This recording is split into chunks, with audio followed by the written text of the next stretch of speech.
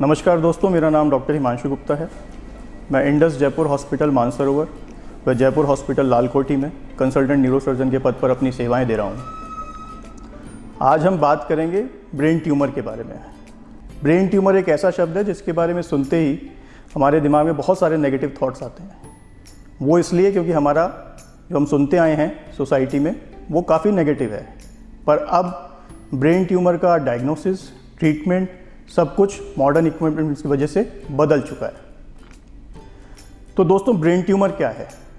Tumour यानी कि कोई भी गांठ। जब ब्रेन के हिस्से में सेल्स अनकंट्रोल ग्रोथ चालू कर दें और वहाँ पे गांठ बना दें, उसे हम ब्रेन ट्यूमर कहते हैं। ब्रेन ट्यूमर या तो प्राइमरी होगा या सेकेंडरी होगा। प्राइमरी वो ट्यूमर होता है जो ब्रेन की सेल्स या ब्रेन के आसपास के टिश्यूज से ही उत्पन्न हो रहा है, उसे हम प्राइमरी ब्रेन ट्यूमर कहेंगे। और सेकेंडरी ब्रेन ट्यूमर वो होता है जो शरीर के किसी अन्य हिस्से का कैंसर रक्त के द्वारा फैलकर ब्रेन तक पहुंचे, जैसे हम मेटास्टेसिस भी कहते हैं, उसे हम सेकेंडरी ब्रेन ट्यूमर कहेंगे। इसे हम ब्रेन ट्यूमर को हम बिनाइन और मैलिग्नेंट भी क्लासीफाई कर सकते हैं। बिनाइन ट्यूमर यानी साधारण गांठें जो कैंसरस नहीं हैं, और मैलिग्नेंट ट्यूमर यानी कैंसरस गांठें जिनको हम कहते हैं कि ये बार बार आती हैं या इनकी ग्रोथ तेजी से होती है। अब ब्रेन ट्यूमर के कारण क्या हैं? ब्रेन ट्यूमर किसी को भी हो सकता है। ये बच्चों में भी देखने को मिलता है, बड़ों में भी देखने को मिलता है। इसका ऐसा कोई डिफाइंड एज ग्रुप नहीं है। फिर भी हम अगर कॉमनली देखें तो 30 वर्ष से लेकर 50 वर्ष तक के लोगों में दिखाई देता है। ब्रेन ट्यूमर वंशानुगत है, लेकिन सिर्फ 5 से 10% केसेस में है। ये काफ़ी सारे फैमिलियल सिंड्रोम्स होते हैं जिनको हम जेनेटिक डिजीज़ कहते हैं, उनके साथ एसोसिएटेड है, लेकिन इसका प्रतिशत बहुत ही कम है। काफ़ी सारे वायरल इन्फेक्शंस ऐसे हैं जिनके होने के बाद ब्रेन ट्यूमर होने की संभावना देखी गई है। काफ़ी केमिकल्स हैं जिनका एक्सपोजर होने के बाद भी ब्रेन ट्यूमर होने की संभावना रहती है। बचपन में या किसी कारणवश, किसी और कारण रेडिएशन से एक्सपोजर हुआ हो तो भी ब्रेन ट्यूमर हो सकता है। अब ब्रेन ट्यूमर के सिम्टम्स क्या हैं? कैसे ये मरीज में कैसे इसके सिम्टम्स आते हैं? तो सबसे कॉमन और सबसे पहला सिम्टम जो होता है वो होता है सर दर्द। अब ये जो सर दर्द होता है वो लगातार बने रहता है, इसकी इंटेंसिटी में तेज़ी आती है, बार बार होता है, और ये अक्सर सुबह के वक्त ज़्यादा होता है। उल्टी आना या जी मचलाना ये अक्सर सर दर्द के साथ ही होता है। ये उल्टी भी, सर दर्द जब होगा उसके साथ उल्टी आएगी, और उल्टी होने से कई बार सर दर्द रिलीव हो जाता है।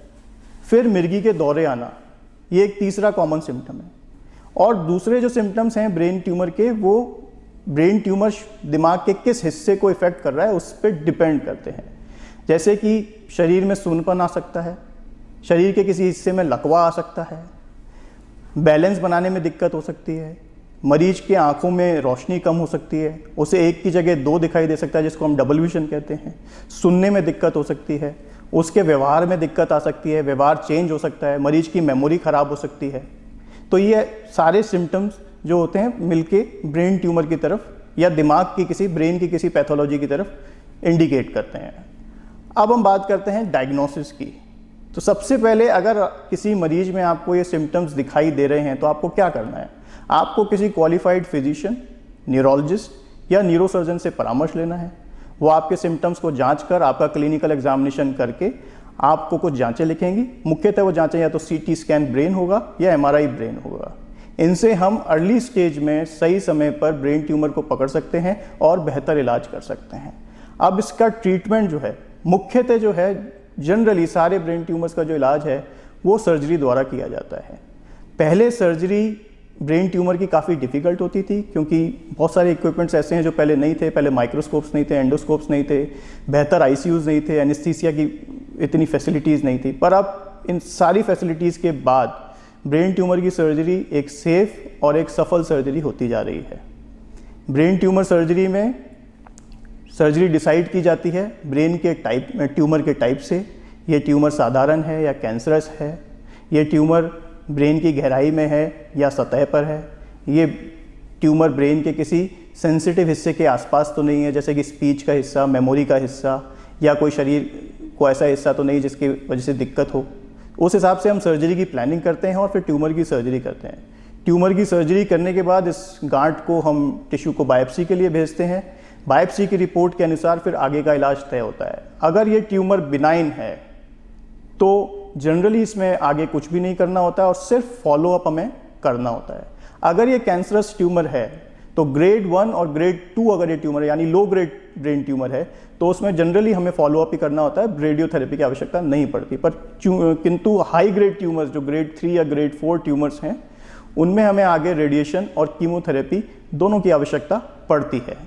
अब आपको करना क्या है, आपके आसपास कोई भी व्यक्ति या आपके फैमिली में कोई भी ऐसा इंसान जिसमें आपको ये सब सिम्टम्स दिख रहे हैं तो उसे आपको एक क्वालिफाइड न्यूरोलॉजिस्ट और न्यूरोसर्जन को दिखाना है और सारी जांचें डॉक्टर के कहे अनुसार करवानी है। तो मैं आशा करता हूं कि ये जो जानकारी ब्रेन ट्यूमर्स के बारे में मैंने आज आपसे साझा की है आपके लिए उपयोगी होगी और आप अपने परिवार के या आसपास सोसाइटी में जो भी आपके लोग रहते हैं उसको आप इन्फॉर्मेशन शेयर करेंगे। आपको सलाह लेने के लिए आप हमारे पास इंडस जयपुर हॉस्पिटल मानसरोवर में आ सकते हैं। हमारे पास एक बेहतरीन टीम है, हमारे पास न्यूरोलॉजिस्ट, न्यूरोसर्जन, न्यूरो इंटेंसिविस्ट, बेहतरीन आईसीयू, मॉड्यूलर ओटीज़, लेटेस्ट माइक्रोस्कोप और लेटेस्ट इंस्ट्रूमेंट्स, मेट्रॉनिक की ड्रिल है, क्यूसा है, सारी चीज़ें हैं जो एक सफल और अच्छी ब्रेन सर्जरी के और ब्रेन के जो बीमारियां हैं उसके इलाज के लिए हमारे पास उपलब्ध हैं।